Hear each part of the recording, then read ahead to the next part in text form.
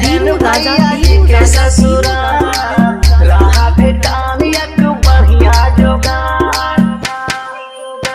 अरे हटा, चल अपना बजा।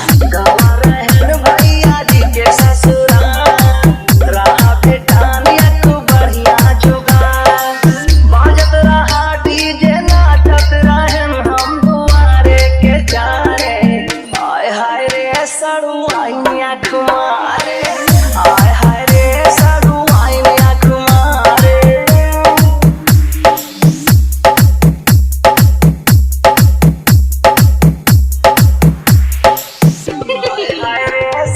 वीरू बाबू वीरू बाबू वीरू बाबू वीरू बाबू वीरू बाबू वीरू बाबू।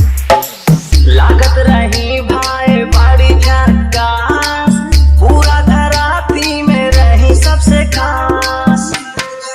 एक लाइन आओ, दो लाइन करे जाके पार हो जाए। लागत रही भाई बड़ी झक्कास, पूरा धराती में रही सबसे खास।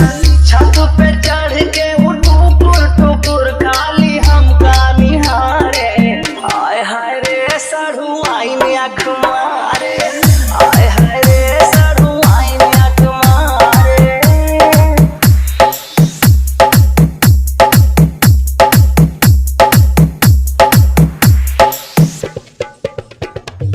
वीरू बाबू वीरू बाबू वीरू बाबू वीरू बाबू वीरू बाबू वीरू बाबू। मांगे नंबर तो हमका थमाई, तब से चैटिंग चले ऑनलाइन। हाय मांगे तो नंबर तो हमका थमाई, तब से चैटिंग चले ऑनलाइन।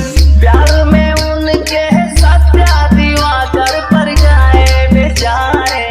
हाय हाय रे सड़ू आईया कुमारे, हाय हाय रे सड़ू डीजे आईया बीरू राजा साउंड, कुमारे। टोडरपुर, ऊंचा हुआ बाजार, आजमगढ़। Mobile number 73 48 19 39 56।